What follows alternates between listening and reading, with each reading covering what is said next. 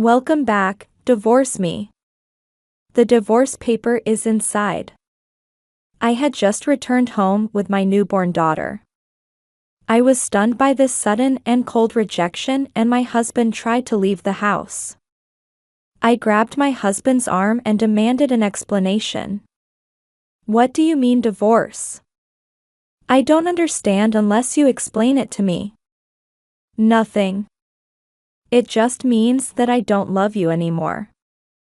I could only despair at his words. Was I the only one who was excited about the birth of our child and the prospect of our family life together? And then my husband left the place with a large baggage, not seeing his child's face until the end. I am Nayla, a 35-year-old housewife. I am a weak person, and I started dating my husband because I was attracted to his positive attitude and his willingness to pull me into everything. A year later I got pregnant, and that's when my husband and I got married. And he said, "Wah. Wah." I finally met my little angel, weighing 6 pounds. My baby, a very healthy and adorable girl. I emailed my husband a picture of my daughter, and then I phoned him, and I couldn't believe what I was hearing from him. "What's this? What? She's not cute. I mean, she looks like a monkey. What are you talking about? She's your daughter." Then my husband stopped contacting me, and no matter how many times I called him, he didn't answer. I was just in shock and couldn't understand why he would say such a thing to my child. In retrospect, my husband never showed much interest in the baby in his arms and was always on top of everything. I had always felt uneasy about him, but I was so busy enduring the terrible morning sickness that I pretended not to notice his indifferent attitude. During the hospitalization period after the birth, my husband did not show up at the hospital, and my anxiety grew even greater. I was sure that Walter would change once he met this baby. I chanted the same words over and over again like an incantation and told myself so. But my wish never came true. My husband disappeared without me and our newborn daughter. I had no one to turn to at a time like this, so what was I going to do? I have no parents, and the only relatives I have are my parents-in-laws. My father-in-law is a quiet man and treats me very kindly, while my mother-in-law is very harsh, and I honestly had a bad feeling about her. "Nayla, how long are you going to be a housewife?" "What? Don't be lazy just because you're pregnant. Don't depend on your husband, get a job and work." "But Walter wants me to take care of the family." "I don't want to hear excuses. From now on, you'll have to manage both childcare and work. Is that clear?" In this tone, my mother-in-law and I were not on the best of terms, so I knew I couldn't rely on my parents-in-laws. I could only lament the situation, but anyway, I opened the front door and went inside to put my daughter to sleep in her cot. However, there was a strange sight spreading out before me. What is this? The crib, baby equipment and furniture I had prepared for my daughter were all gone. All that was left was my few belongings, and the divorce papers were on the floor. I couldn't stand there and collapsed to the floor. Then I received a phone call from my husband. Maybe the divorce was just a bluff. Maybe he'll reconsider and come home. I immediately picked up the phone in sweet anticipation. "Hello? Where are you? You need to get home. I forgot to tell you, I sold that house. You can leave tomorrow." "You're lying. What are we supposed to do? Go homeless or something?" I was shocked. How much pain does my husband have to put me through? I couldn't hold back my sobbing and demanded an explanation from him. He told me he was divorcing me out of the blue, and he even took me to his house. What did I do? Did you even look in the mirror when you got pregnant? What do you mean? Every day you look so pale, I thought I was living with a ghost. He sniggers and continues, this time in a colder tone of voice. I married you because you are a woman who listens to everything I say. But now I regret it. What? I'm divorcing you because I'm tired of your introvert. That's not fair. You're too selfish. I have nothing more to say to you. Get your stuff and get out of that house. Goodbye. At that time, I felt hatred towards my husband for the first time. But no amount of blaming my husband would change the situation.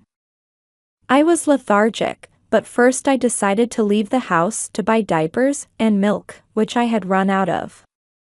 However, my daughter, who had been sleeping peacefully until a few minutes ago, suddenly started crying and would not stop no matter how much I tried to soothe her. My daughter must have sensed my impatience to do something for her after being betrayed by my husband and losing our house. I was sitting on a bench in a nearby park, trying to calm her down, when an unexpected person appeared. You can't let a baby out of the house when it's less than a month old. How insane you are. You should know you're a mother now. What, your mother-in-law?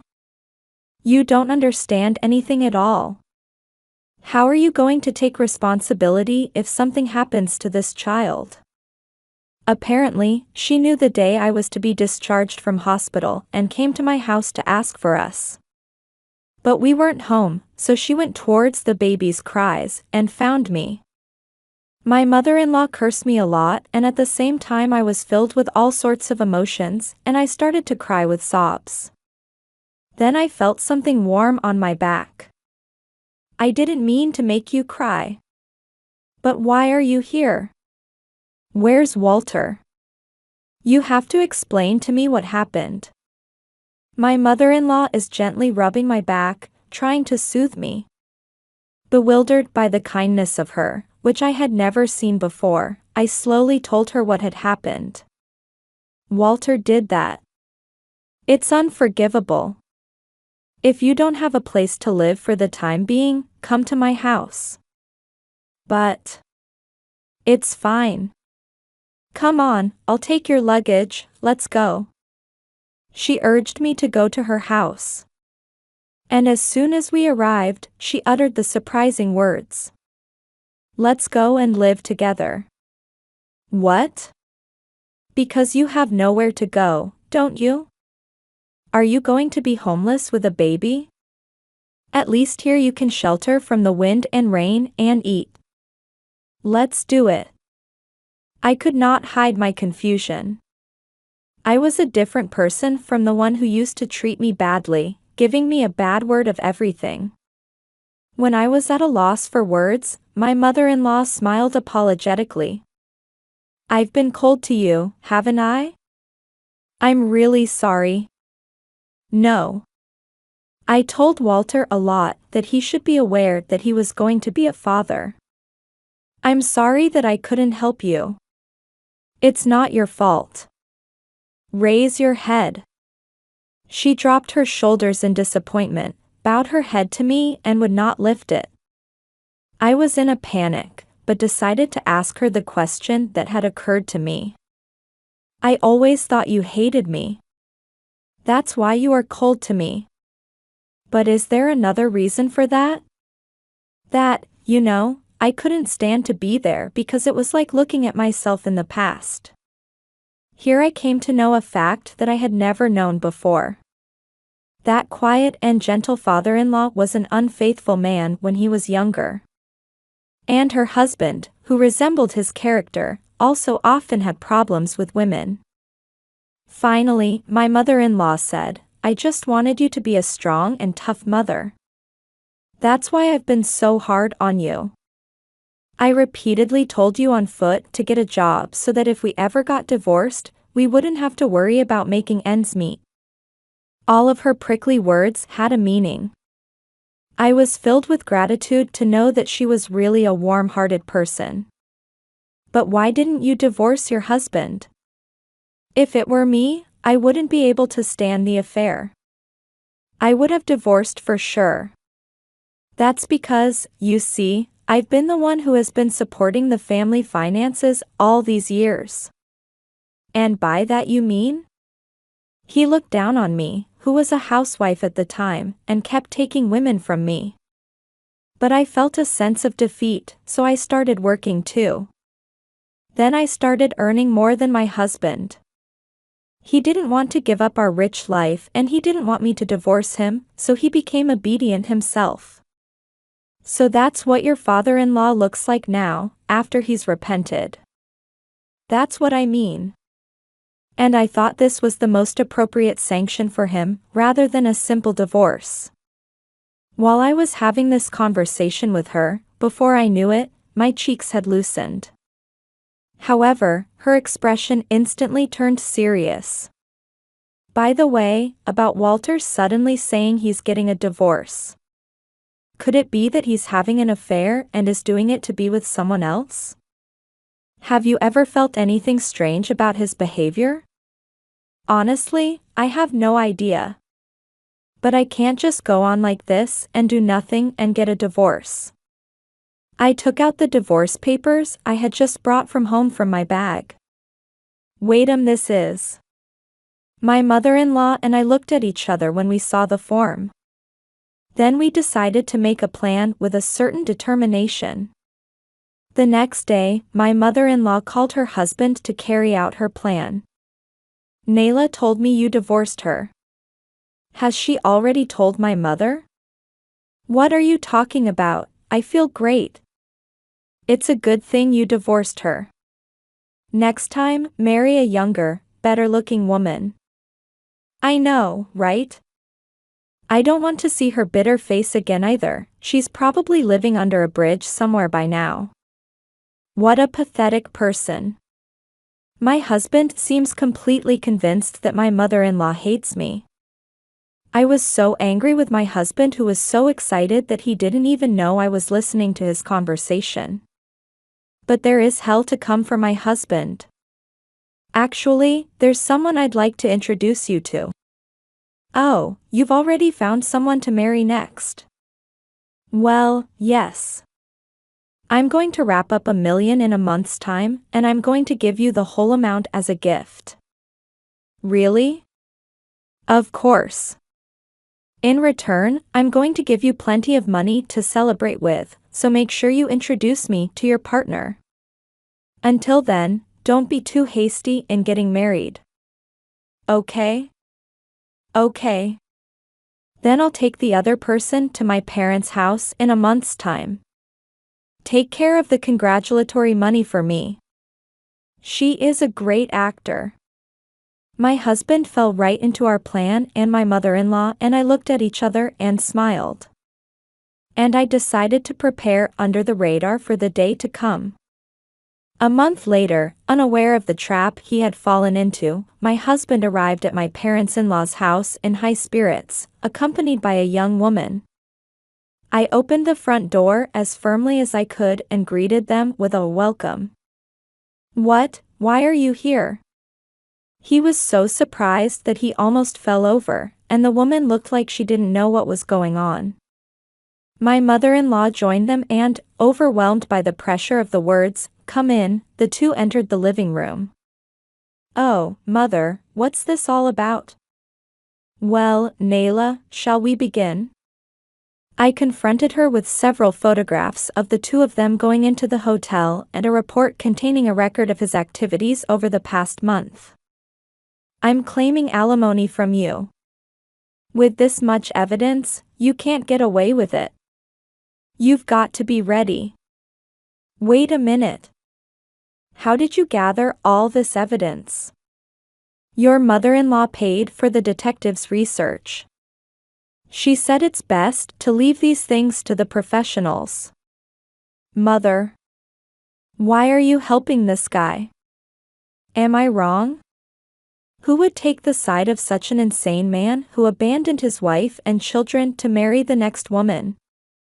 And what about the $1 million? It was a lie to keep us from getting a marriage certificate for a month. You cheated me. He was furious, and the woman sitting next to him must have had a twisted expression on her face, thinking it wasn't supposed to be like this. I thought I had finally sanctioned them, but then he said these unbelievable words. We're divorced now. There's no way you can claim alimony now, saying I'm cheating on you. Walter is right. I will never pay alimony. Their words left me in awe. The statute of limitations for claiming alimony is within 3 years of learning of the affair. I decided to tell the husband and the woman, who were confidently sniggering without knowing such common sense, a fact. You know what, we are still married. Huh? We haven't served you with the divorce papers you left me. Don't be ridiculous. Why don't you just get on with it? I couldn't accept that you had given me a divorce without any explanation. Above all, do you realize that the day you left me a terrible souvenir? As my husband and the woman looked at each other in confusion, I presented them with a form. This is your marriage certificate, isn't it? I thought I'd lost it, so why do you have it? They were stacked under the divorce papers. You're really careless to leave something like this behind. Yes, the form I had confronted her with was their marriage certificate, which had already been filled out. That day I found it, my mother-in-law and I found out that my husband was going to marry the woman he had cheated on me with. So we decided to gather evidence instead of daring to divorce her husband immediately to prove that he was cheating on her despite their ongoing marital relationship. I will never forgive you for abandoning my family. And you too, Rosetta. I will make sure you pay alimony. As soon as I declared this, my husband's face grew paler and paler. The woman, however, somehow had a look of triumph on her face. Nah. I'm glad you're divorcing me. What? Because Walter is rich. He'll pay you alimony as much as you want. Hearing the woman's words, I finally understood my husband's discomfort. My husband is not a well-paid man. And yet, when he turned up for the first time in a month, he was dressed in brand-name clothes. He must have pretended to this woman that he was rich. I assumed that he had sold his furniture, baby stuff and even his house to pay off his affair partner. So I decided to tell the truth to the woman with her nose in the air. Unfortunately, this man is not rich. What are you talking about? His take-home pay is about $1,800. His income is low for his age. I'm sure of it, because I'm his wife. What? It's totally different from what I heard. Wait, Walter, is this woman's story true? What's wrong? You look like a ghost with your face so pale. The woman was furious, perhaps fed up with her husband's inability to say anything. I cancel our engagement. I have no use for a man without money. Wait a minute. Please, don't abandon me. Don't abandon me. I had never seen my husband in such a pathetic state. As soon as the woman told him she was breaking off the engagement, her husband got down on his knees, crying and trying to beg for forgiveness. I became increasingly angry at the sight of her and shouted loudly, interrupting their conversation. That's enough. If you want to fight, do it somewhere else. Get out of here right now. The two were startled by the sudden shouting and suddenly became quiet. Then my mother-in-law, who had been silent for a long time, finally opened her mouth. Walter, you are no longer my son. Mother? What do you mean by that? I'm saying I'm insulating you. Take that woman and leave now. Don't you ever show yourself to us again. Okay. The two of them straightened up in fear of me and my mother-in-law's demonic form. I confronted them with a written pledge I had prepared in advance, and alimony for each of them. I also made my husband promise to pay child support, and they left the house as if they were running away. I filed the divorce papers that day and put an end to my married life with my husband. Later, my ex-husband broke up with the woman, as expected. Moreover, he had even turned to black money to pretend to be rich. He was fired from his job after collection calls were even made to his company, and he had to work a day job to pay $20,000 in alimony and $30,000 a month in child support. Naturally, he also claimed $15,000 in alimony from his cheating partner, and I heard that the woman lost herself to the nightlife to pay it. On the other hand, I have a very good relationship with my mother-in-law, whom I used to have a hard time with. After my divorce and the loss of my relatives, my mother-in-law suggested that I should move in with her, and I decided to take advantage of her kindness. I have also started working and feel that I have gradually changed in the days when I struggle to balance work and childcare. It is probably because she has become a mother and has someone to protect. And it is probably because I am watching my mother-in-law's back from close by. I would like to continue to live a peaceful life with my beloved daughter and my parents-in-law, whom I will cherish for the rest of my life.